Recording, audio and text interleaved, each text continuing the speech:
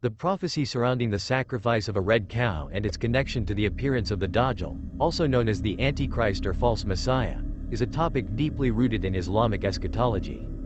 Eschatology refers to the branch of theology concerned with the final events in history or the ultimate destiny of humanity. In Islamic tradition, eschatological beliefs are derived from the Holy Book, Quran and the Hadith, sayings and actions of the Prophet Muhammad, and interpretations by scholars throughout history.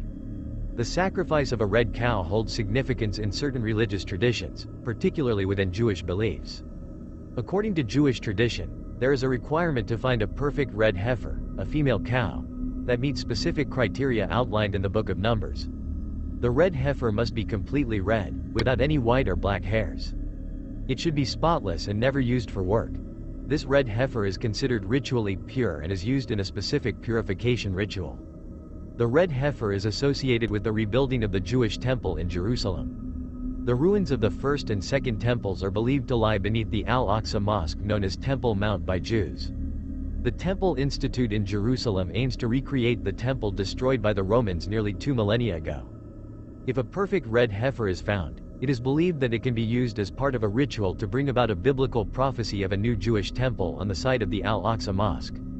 The idea of rebuilding the temple and the role of the red heifer is highly controversial and has the potential to ignite tensions in the Middle East. Palestinian concerns about a growing threat to Al-Aqsa have led to clashes with Israeli security forces and triggered so-called lone wolf attacks. Some Israeli experts warn that the ambitions of figures like Rabbi Chaim Richman, who aims to genetically engineer a perfect red heifer, could bring about an apocalypse in the region. The sacrifice of a red cow, red heifer, is intricately tied to religious beliefs and geopolitical complexities, especially concerning the Al-Aqsa Mosque and the Temple Mount in Jerusalem.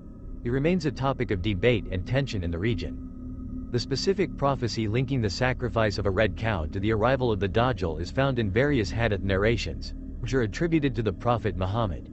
Among these narrations, one particularly cited is found in Sahih Muslim, a collection of hadith compiled by Muslim ibn al-Hajjaj. In this narration, it's reported that the Prophet Muhammad mentioned the appearance of the Dajjal in relation to the slaughtering of a red cow. Narrated by Anas ibn Malik, the Prophet, peace be upon him, said, "The time is near when the Dajjal will appear and there will be great turmoil and tribulation. His first appearance will be at a place between Sham, Syria, and Iraq, and he will stay in the world for 40 days. One day will be like a year, another like a month, a third like a week, and the rest of his days will be like yours. He will appear at a time when the world is facing great trials and tribulations. At that time a man from among the Muslims will go out and join him thinking that he is a believer, but he will be deceived by him. The Dajjal will have with him paradise and hell, but his paradise will be hell and his hell will be paradise.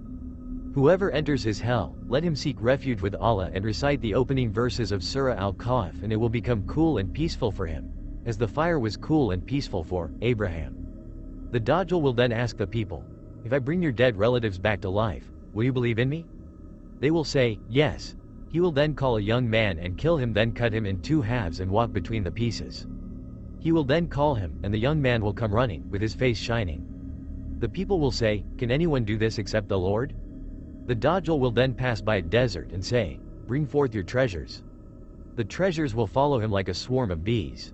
He will then call a man who is brimming with youth and strike him with a sword, cutting him in 2 until he falls apart. He will then say to him, 'Stand up,' and the young man will stand up, his face shining. He will say to the people, 'I am your Lord,' but they will not believe him. He will be given power over people, but his time will be short. At that time, a man will be brought to him, and he will command his followers to kill him, but they will not be able to do so. Then the Dajjal will take him and throw him into the fire. He will say to the people, 'Look, I have killed him, but I did not have the power to do so.' Then he will be brought to the Dajjal again, and he will be stronger than before, and the Dajjal will not be able to kill him. At that time, the Dajjal will say to the people, 'I have failed in my mission. There is no point in my staying here any longer. Come with me, and I will take you to something better than what you have now.' The people will follow him, but he will be met by Jesus, the son of Mary, who will be descending at the white minaret in the east of Damascus, wearing 2 garments dyed with saffron and placing his hands on the wings of 2 angels. When he lowers his head, drops will fall from it like pearls. Every disbeliever who smells the fragrance of his breath will die, and his breath will reach as far as he can see. Then Jesus will say to him, 'Go back, for it was decreed that you would be in such and such a place, and you will be destroyed in such and such a place. Then Jesus will catch up with him at the gate of Lud, a town near Jerusalem, where he will kill him. This narration highlights several key elements of the prophecy concerning the Dajjal's appearance, his deceptive abilities, and his ultimate defeat at the hands of Jesus, Isa, who is revered as a prophet in Islam. One of the notable aspects mentioned is the slaughtering of a red cow, although this particular detail is not present in all narrations related to the Dajjal. It's essential to note that interpretations of eschatological prophecies, including those regarding the Dajjal, can vary among scholars and within different sects of Islam. Some view these prophecies as metaphorical, while others interpret them more literally.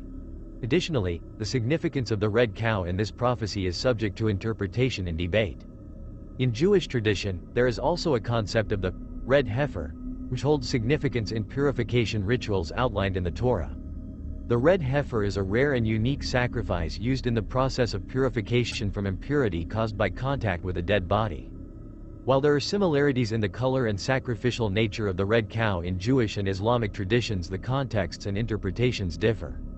Overall, the prophecy of the red cow in relation to the Dajjal's appearance is a complex and intriguing aspect of Islamic eschatology. It reflects the broader belief in the eventual return of Jesus and the ultimate triumph of righteousness over evil, as outlined in Islamic teachings. As with all matters of faith and prophecy, interpretations may vary, and believers seek guidance from authoritative sources within their respective traditions. Now if you like this video, then don't forget to like and subscribe to our channel for more such conspiracy theories and interesting facts.